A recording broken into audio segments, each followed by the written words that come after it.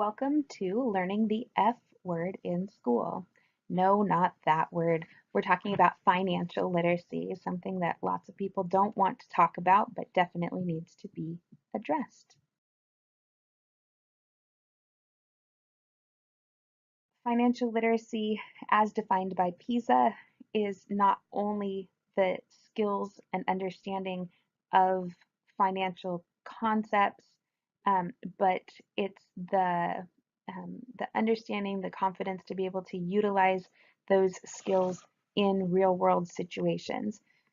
PISA has realized this is an issue and they've begun adding financial literacy to the testing that they do around the globe in 30 plus countries, and are having some very interesting results, mostly in that financial literacy scores generally around the world are very low. So this is definitely an area that we need to look into. Texas.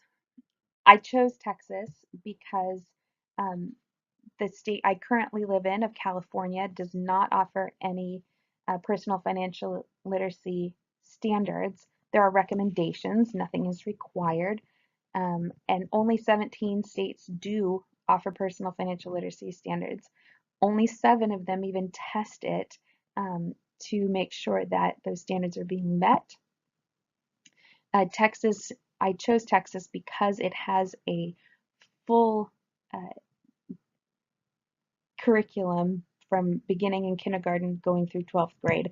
And so having that long-term financial literacy program I thought would be beneficial.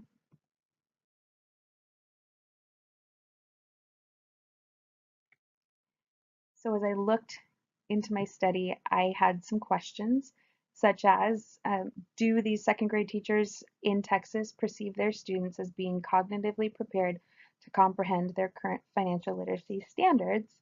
And then to elaborate on that. Additionally, I was curious as to what this looks like as teachers address the financial literacy standards in their classrooms.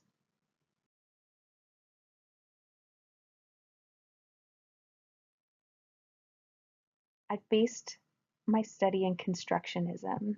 Constructionism looks at learning through the lens of um, that students create meaning through manipulation, through hands-on learning, through real-world experiences, all tied together with project-based learning, which I think is very fitting for financial literacy in that money is one of those subjects where um, every person is going to have to create their own meaning behind it. And what I mean by that is um, even though society has set a valuation to these pieces of paper and these coins, um, just because there is a monetary value assigned to them doesn't mean that, a dollar to me has the same meaning as a dollar to my 6-year-old.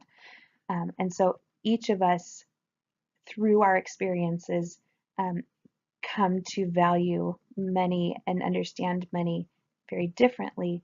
And I think that that is an important part of constructing this meaning.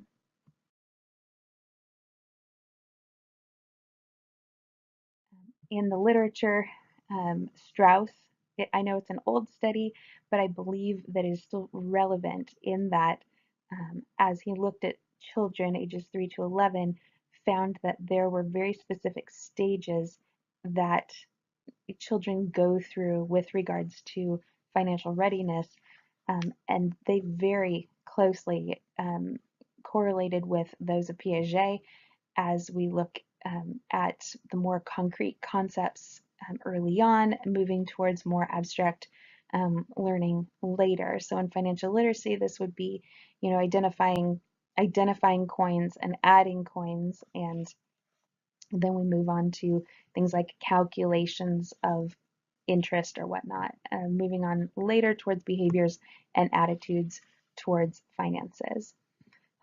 Danes also sees this. She says that, um, identifies the concepts of borrowing and lending, or she calls them sharing, which you'll see later in our standards that we're going to look at, um, that these require students to have a different viewpoint and a much more developed cognitive state, and so are not appropriate earlier on in elementary school, which we're looking at second grade, and I believe that this is still fairly early in their elementary school career. Then I look at a study that um, it tests parents' financial literacy knowledge, and found that it's not so great, that uh, parents they were saying parents were doing okay for scoring 12 out of 19, but really that comes in at a 63%. So um, that's a low D if we're using our grades. And so averaging at 70% or a low C, parents aren't doing very well either. And then if you pulled out the idea, the questions that were specifically related to credit cards, parents did awfully. And so it's showing that this is a problem that's beginning to show itself, and perhaps parents aren't the right ones to be giving financial instruction to the children. The U.S. Department of Treasury and Department of Agriculture got together for a symposium in 2008, and were, looked at a wide range of financial literacy issues. And one of the things that they commented on was that, low socioeconomic families um, are going to have less opportunities to see good modeling of good financial behaviors, um, both in their homes and in these underfunded schools. And so I think what we're kind of starting to get at, as the Council for Economic Education points out, is that we really need to be requiring that these standards be taught, and that teachers are educated in order to teach students. And so this is where we need to get to.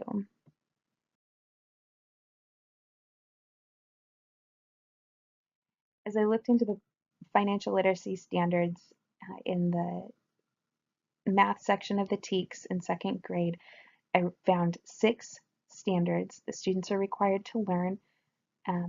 The first being calculate how much money saved can accumulate into a larger amount over time. This was the first thing that I saw and was immediately disturbed. Having taught second grade and being very familiar with the standards, I interpreted this as being asking students to calculate interest, which is not, which requires students to multiply decimals, which doesn't come up until 3rd and 4th grade. And so as I talked to some teachers who had more experience understanding this standard, they interpreted it to mean repeated addition, in that I'm continuing to put money into an account, and as I add money, the balance continues to go up. So looking at it more as a repeated addition, which is grade level appropriate, and definitely within the cognitive abilities of a second grader. Also, the second is to explain that saving is an alternative to spending. It somewhat relates to the last one in that we're looking at students having this choice. Now, this kind of touches on what I'll talk about later in the difference between a skill and a behavior and an attitude. And this one kind of touches on all 3 just a little bit, but definitely the teacher's perceptions was that that was still appropriate. Distinguishing between a deposit and a withdrawal. The teachers explained this to be just addition or subtraction. Again, cognitively appropriate, especially as far as math standards are concerned. However, maybe not a necessary skill at this point in time and could be pushed back to a later grade. When you get to D and E, it's looking at borrowing and lending, which goes back to what Sharon Daines was talking about, in that these are more abstract concepts that probably need to be pushed back until students are more ready for this. The last is differentiating between producers and consumers to calculate the cost to produce a simple item. It's not something that is really appropriate at this time as perceived by teachers. One felt that they were capable of it, but not necessarily something that these students need to know at this time. In Texas, it was necessary for me to find participants. I put a call out on Facebook. I got 3 participants, all unknown to myself, and I did phone interviews with them, asking them about their perceptions of these financial literacy standards. 2 of the 3, didn't know that this group of standards even existed, which is definitely a point of concern. And so as I continued on through my interviews, I read through each standard and had the teachers talk about their perceptions of it and how they thought students would be able to cognitively handle those standards. I transcribed all of my interviews. I went through the process of open coding, memoing, and then into axial coding.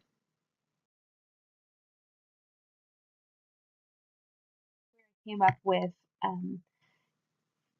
some major categories, one being depth, timing, departmentalization, and of course their methods.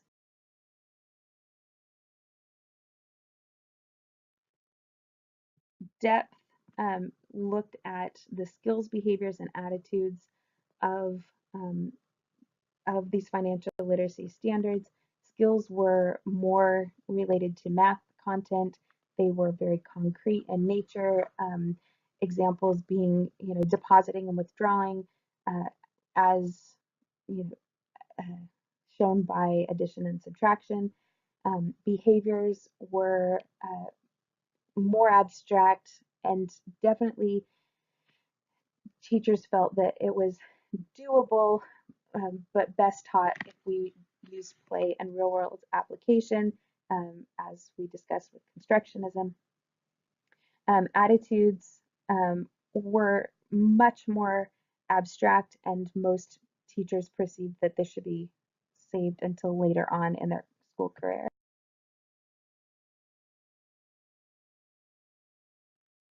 Timing was something that came up often. A lot of teachers expressed frustration with rigid pacing guides, in that this was an introduction and they felt like students didn't have time to master it. Some teachers discussed the idea of spiraling the learning all throughout the year, making it more accessible to students, helping them to build knowledge, and using those real world simulations and play, and that the financial literacy unit was generally saved until the end of the year when students were more cognitively prepared to handle the material, but best supported by spiral learning. Departmentalization may seem like out of place, but I found it interesting that in every one of the 3 cases, the division of teaching and or planning was based on by subject, and some teachers again didn't even know that they had certain standards they had to teach, and I feel like this may be related to that. And so it's definitely something that needs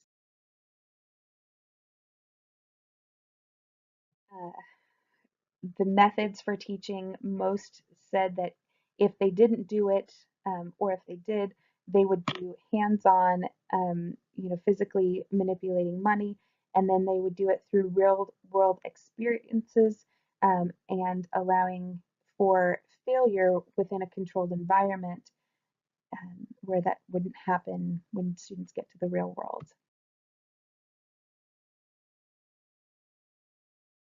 I think the most interesting thing of this study is that it leads a lot of place room for future research. One would be in teacher training, the standardization, making sure that everybody is informed similarly and prepared similarly. Um, I think that this departmentalization really became an issue and needs to be addressed. Is it actually as effective as they believe that it is? And then when we construct financial literacy in younger students, look at these longitudinal effects of these skills, behaviors, and attitudes when we present them, how we present them, and their effectiveness in student financial literacy. And then finding cognitively appropriate financial literacy standards for younger students. Obviously, some of these may not be cognitively appropriate, but finding those and and then making them a requirement for all students.